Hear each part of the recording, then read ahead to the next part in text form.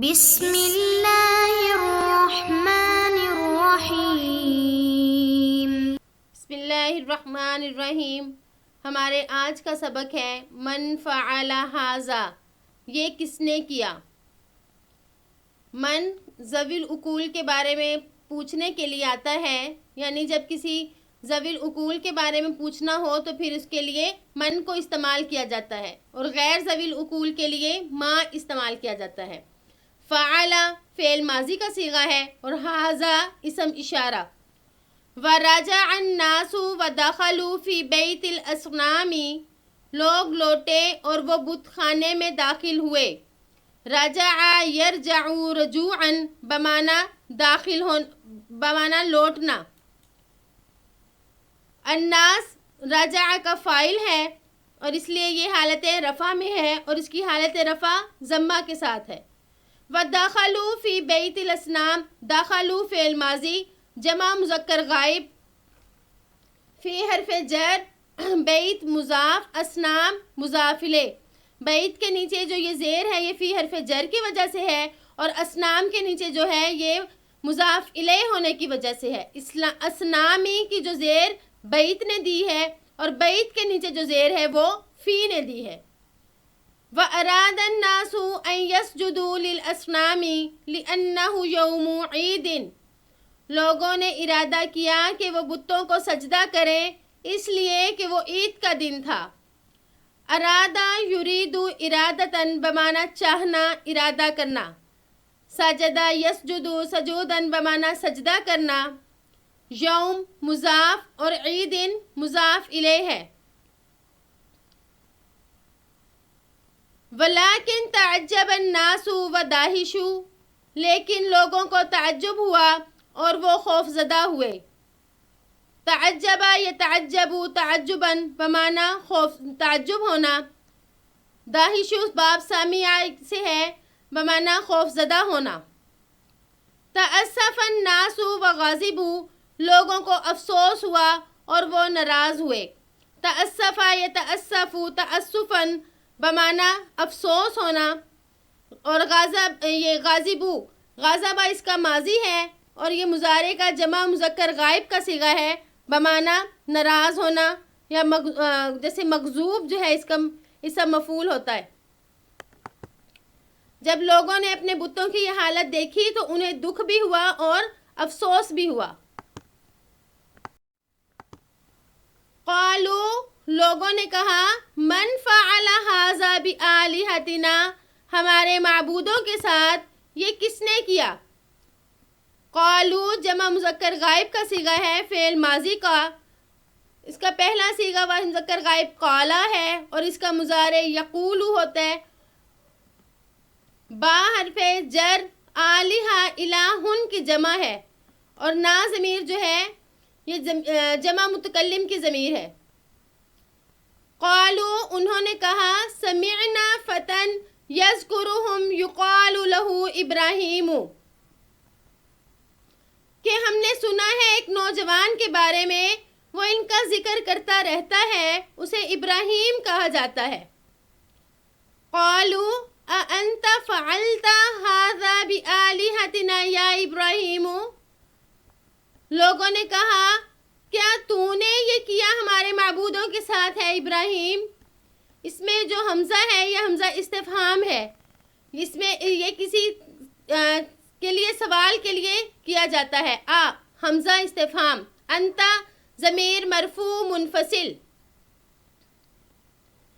قال بل فعلہ کبیرہم ھذا فاسألوہم ان کانوا ینطقون، فرمایا ابراہیم علیہ السلام نے بلکہ اس کو ان کے بڑے نے کیا ہے، تم اس سے پوچھ لو اگر یہ بولتے ہیں۔ ابراہیم علیہ السلام نے جو ہے یہ بتوں کی حقیقت لوگوں پر آشکار کرنے کے لیے یہ حربہ استعمال کیا۔ وَكَانَ النَّاسُ يَعْرِفُونَ أَنَّ الْأَصْنَامَ حِجَارَةٌ، لوگ جانتے تھے کہ بت پتھر ہیں۔ یعرفون عرف یعرف عرفاً بمعنی جانتے تھے، پہچانتے تھے۔ انا حرف مشبہ بالفعل، الاسنام جو ہے یہ انا کا اسم ہے، منصوب ہے، اور حجارۃ انا کی خبر ہے، اس لیے مرفوع ہے۔ وَكَانُوا يَعْرِفُونَ أَنَّ الْحِجَارَةَ لَا تَسْمَعُ وَلَا تَنْطِقُ، وہ جانتے تھے کہ پتھر نہ بولتے ہیں اور نہ سنتے ہیں۔ سَمِعَ يَسْمَعُ سے صیغہ ہے، لا تسمعو مضارع منفی کا صیغہ، لا تنطقو یہ بھی مضارع منفی کا صیغہ ہے، اور چونکہ اس پر کانا داخل ہوا ہے، اس کا ہم جو ترجمہ ہے وہ ماضی استمراری والا کریں گے۔ وَكَانُوا يَعْرِفُونَ أَنَّ الصَّنَمَ الْأَكْبَرَ أَيْضًا حَجَرٌ، وہ جانتے تھے کہ بڑا بت بھی پتھر ہے۔ قانو جو ہے یہ کانا سے جمع مذکر غائب کا صیغہ ہے، یعرفون جمع مذکر غائب فعل مضارع معروف، انا حرف مشبہ بالفعل، الصنم موصوف، الاکبر صفت ہے۔ یہ موصوف اور صفت مل کر انا کا اسم ہے، اس لیے دیکھیں دونوں کا اعراب ایک ہی ہے، کیونکہ موصوف صفت کا اعراب ایک ہوتا ہے، اور اکبر جو ہے یہ اسم تفضیل کا صیغہ ہے بمعنی سب سے بڑا یا زیادہ بڑا۔ وَأَنَّ الصَّنَمَ الْأَكْبَرَ لَا يَقْدِرُ أَن يَمْشِيَ وَيَتَحَرَّكَ، اور بے شک بڑا بت بھی قدرت نہیں رکھتا کہ وہ چلے اور حرکت کر سکے۔ یمشی مضارع کا صیغہ ہے اور اس کا ماضی مشا ہے، اور تحرکا یتحرک تحرکن بمعنی حرکت کرنا۔ وَأَنَّ الصَّنَمَ الْأَكْبَرَ لَا يَقْدِرُ أَن يَكْسِرَ الْأَصْنَامَ، اور بے شک بڑا بت بھی قدرت نہیں رکھتا کہ وہ بتوں کو توڑ سکے۔ یعنی لوگوں کو بھی اس حقیقت کا تو معلوم تھا کہ بڑے بت میں یہ صلاحیت نہیں ہے، لیکن چونکہ وہی بات کہ ہم نے اپنے آباء و اجداد کا دین نہیں چھوڑنا، اس ضد کی وجہ سے وہ ان بتوں کے پیچھے لگے ہوئے تھے۔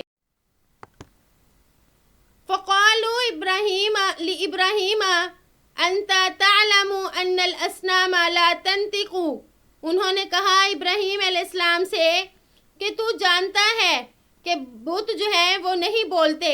قال ابراہیم علیہ السلام نے فرمایا فَكَيْفَ تَعْبُدُونَ الْأَصْنَامَ وَإِنَّهَا لَا تَضُرُّ وَلَا تَنْفَعُ، پس کیوں تم عبادت کرتے ہو بتوں کی، نہ یہ نقصان دے سکتے ہیں اور نہ نفع دے سکتے ہیں۔ یعنی ابراہیم علیہ السلام نے جب انہی کی زبانی بتوں کی اس کمزوریوں کا سن لیا تو ابراہیم علیہ السلام نے فرمایا کہ پھر تم کیوں عبادت کرتے ہو۔ لا تضر مضارع منفی کا صیغہ ہے، ضر یضر ضرر بمعنی نقصان، نفع ینفع نفعا بمعنی نفع دینا، اور یہ ضرر اور نفع جو ہے یہ ایک دوسرے کی ضد ہے۔ وَكَيْفَ تَسْأَلُونَ الْأَصْنَامَ وَإِنَّهَا لَا تَنْطِقُ وَلَا تَسْمَعُ، تم کیوں سوال کرتے ہو بتوں سے، نہ وہ بولتے ہیں اور نہ سنتے ہیں۔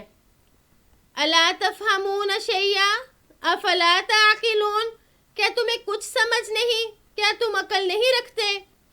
فَهِمَ يَفْهَمُ فَهْمًا بمعنی سمجھ بوجھ ہونا، اور اسی طرح عقل جو ہے تعقلون عقلاً سے ہے، عقل کا معنی یعنی کسی چیز کی سمجھ رکھنا۔